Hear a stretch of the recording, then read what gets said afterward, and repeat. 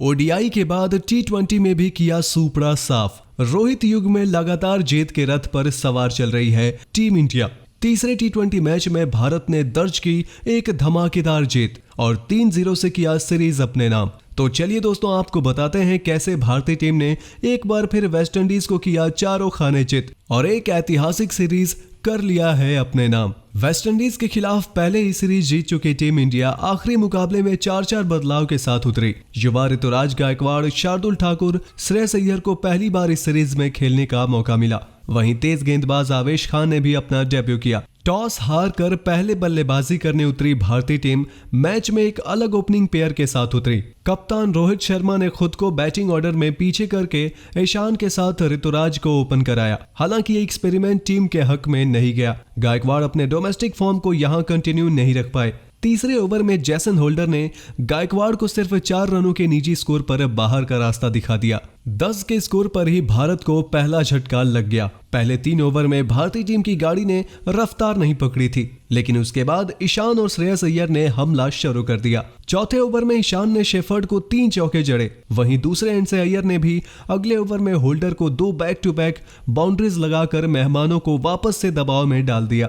अय्यर और ईशान के counter attack से टीम इंडिया ने पहले 6 ओवर में 1 विकेट खोकर 43 रन बना लिए थे। हालांकि इसके बाद 7वें ओवर में कैरिबियन लेग स्पिनर वॉल्स से ईशान का एक कॉट एंड बोल्ड का मौका छिटक गया और इसके तुरंत बाद ईशान ने उसी ओवर में एक और बाउंड्री लगा न केवल वेस्टइंडीज के जले पर नमक छिड़का, बल्कि इस चौके के साथ भारत ने 7 ओवर में 50 के आंकड़े को भी पार कर लिया। श्रेयस और ईशान के बीच दूसरे विकेट के लिए 36 गेंदों में 53 रनों की अहम साझेदारी हुई। हालांकि यहां से मैच ने एक नया मोड़ लिया। 9वें ओवर में वॉल्स ने अय्यर को 25 के निजी स्कोर पर होल्डर के हाथों कैच आउट कराकर भारत को दूसरा झटका दे दिया। अय्यर के पीछे पीछे ईशान भी चलते बने। वहीं 10वें ओवर में ऑफ स्पिनर चेस ने ईशान को आउट करके अपनी टीम की मैच में वापसी करा दी। ईशान किशन 31 गेंदों पर 34 रन बनाकर चेज की गेंद पर क्लीन बोल्ड हो गए और लगातार तीसरे टी20 में एक बड़ी पारी खेलने में फेल हुए, जिसके बाद 63 पर 1 से अचानक से भारतीय टीम 10 ओवर में 68 पर 3 विकेट गंवा चुकी थी। कप्तान रोहित शर्मा और सूर्य कुमार यादव के रूप में 2 नए बल्लेबाज क्रीज पर मौजूद थे और यहां से भारतीय टीम को एक पार्टनरशिप की सख्त जरूरत थी।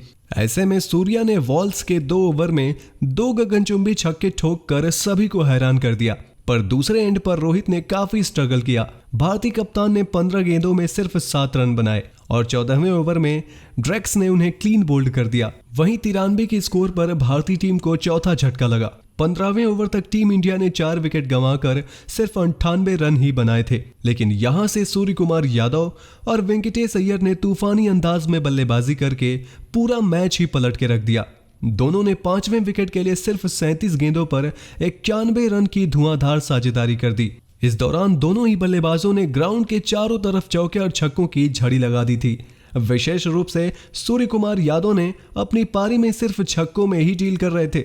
भारत के एबी डिविलियर्स के नाम से मशहूर सूर्या ने आज ग्राउंड के चारों तरफ छक्के की बरसात करते हुए कुल 7 छक्के जड़े। इसमें से 3 तो उन्होंने आखिरी ओवर में लगाए। हालांकि एक और बड़ा शॉट मारने के प्रयास में सूर्या भारतीय पारी की आखिरी गेंद पर आउट हो गए, लेकिन उससे पहले उन्होंने 31 गेंदों में 216 की जबरदस्त स्ट्राइक रेट से 65 रन ठोक दिए थे। दूसरी तरफ अय्यर ने भी 184 की स्ट्राइक रेट से 19 गेंद में 35 रन बना डाले। आखिरी 10 ओवर में भारत ने 116 रन बनाए, जिसके बाद अपने निर्धारित 20 ओवर में भारत ने 5 विकेट पर 184 रन का पहाड़ खड़ा कर दिया। 185 रनों के लक्ष्य का पीछा करते हुए वेस्टइंडीज की शुरुआत खराब रही। दीपक चहर ने पहले ही ओवर में काइल मेयर्स को पवेलियन भेजकर 6 के स्कोर पर कैरिबियन टीम को पहला झटका दे दिया। इसके कुछ देर बाद अपने दूसरे ओवर में चाहर ने शाही होप को भी सस्ते में निपटा दिया और एक बड़ी कामयाबी हासिल कर ली। हालांकि इसके बाद चाहर अपने दूसरे ओवर की आखिरी गेंद पर जब बॉल फेंकने आ रहे थे तो अपना हैमस्ट्रिंग चोटिल कर बैठे, जिसके बाद अय्यर को वो ओवर कंप्लीट करना पड़ा। लेकिन पहली गेंद पर रोमन पॉवेल ने एक छक्का लगाकर शानदार तरीके से अय्यर का स्वागत किया। 2 विकेट गिरने के बाद पॉवेल और पूरन की खतरनाक जोड़ी ने इस मैच में भी ताबड़तोड़ बल्लेबाजी करके भारतीय टीम को बैकफुट पर ढकेल दिया। पहले 6 ओवर में ही दोनों ने बाउंड्रीज की झड़ी लगा दी और वेस्टइंडीज ने पावर प्ले में 2 विकेट खोकर 68 रन बना डाले। हालांकि इसके बाद अगले ओवर में हर्षल पटेल ने रॉबमैन पॉवेल का बड़ा विकेट निकालकर भारतीय टीम को बड़ी राहत दिलाई। पॉवेल 14 गेंदों में 25 रनों की तूफानी पारी खेलकर आउट हुए।